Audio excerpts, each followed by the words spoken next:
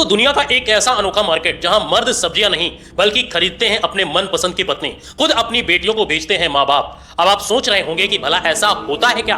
तो मैं आपको बता देता हूं कि जी हां, ये सब कुछ होता है और इस दुनिया में एक देश ऐसा भी है जहां पर ये सब लीगल होता है। आज हम आपको जिस शहर के बारे में, जिस जगह के बारे में बता रहे हैं, वहां पर लोग बाजार में दुल्हन खरीदने जाते हैं। दोस्तों, ये देश है बुल्गारिया, जहां बाजार में खुलेआम दुल्हनों को बेचा जाता है। लेकिन ये कोई ऐसा वैसा मार्केट नहीं है, बल्कि लीगल मार्केट है, जहां पर घूम घूम कर मर्द अपने लिए पत्नी खरीदते हैं। इस बुल्गारिया के सत्तारा जगुर नामक जगह पर हर साल ये अजीबोगरीब बाजार लगता है, जहां पर दूल्हा अपनी पसंद की दुल्हन खरीद कर उसे अपनी पत्नी बना सकता है।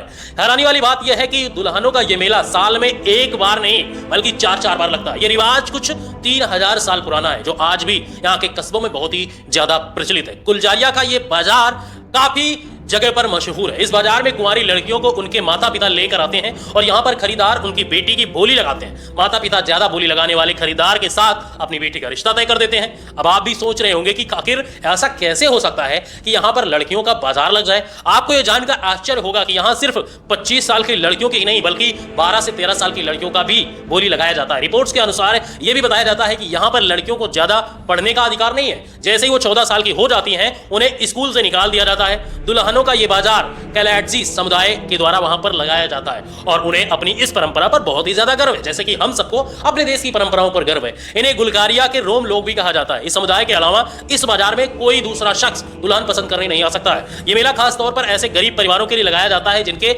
आर्थिक हालात ऐसी नहीं है कि अपनी बेटी की शादी का खर्चा भी उठा सकें। इसलिए गरीब माँ बाप अपनी बेटी को सजा धजा कर इस बाजार में ले आते हैं। और इस बाजार में जाने वाली दुल्हनों की 2 खासियत होनी चाहिए। पहले कि उसे घर के सभी काम आने चाहिए, दूसरा कि वो कुंवारी हो।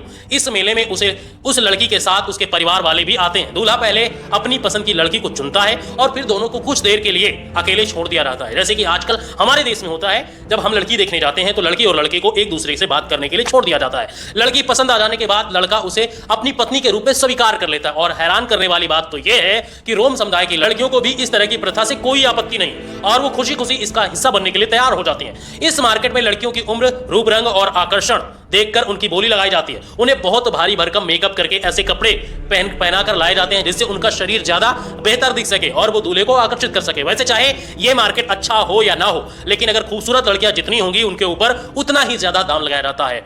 एक बार किसी लड़के ने किसी लड़की को पसंद कर लिया तो फिर लड़की के घर वाले लड़के के घर वाले से मोल भाव करते हैं, जैसे कि हम सब्जियां खरीदते समय करते हैं। जिस लड़की की शादी पहले नहीं होती है उसकी कीमत ज्यादा होती है, वहीं विधवा और तलाकशुदा की कीमत कम होती है। एक रिपोर्ट के मुताबिक इस बाजार में लड़कियों का सौदा $300 से $400 तक में होता है। इस समुदाय में शादी में लड़के वालों को दहेज नहीं दिया जाता, बल्कि यहाँ के लड़के के परिवार वाले लड़की के परिवार वाले को पैसे देते हैं। बताया जाता है कि बुल्गारिया में रोम समुदाय के लोग अल्पसंख्यकों में गिने जाते हैं। इनकी संख्या करीब 18,000 के करीब है और गरीबी की एक वजह यह भी है कि ये लोग समय के साथ आगे नहीं बढ़ पा रहे हैं। उनके समुदाय की लड़कियों को भी बचपन से बता दिया जाता है, सिखा दिया जाता है। जैसे हमारे यहाँ पर स्कूल में पढ़ाई लिखाई सिखाई जाती है, तो यहाँ पर इनको बताया जाता है कि उन्हें दुल्हन बड़े होकर दुल्हन मंडी में जाना है। इसलिए वो लोग मानसिक तौर पर भी इसके लिए तैयार हो जाती हैं, जैसे पर हमारे यहाँ पर शादी के लिए लोग तैयार होते हैं। फिलहाल दुल्हन की इस मंडी पर आप क्या सोचते हैं, कमेंट में अपनी राय जरूर दीजिए और भी ऐसी इंटरेस्टिंग वीडियो के लिए लाइक, शेयर एंड सब्सक्राइब जरूर कीजिए।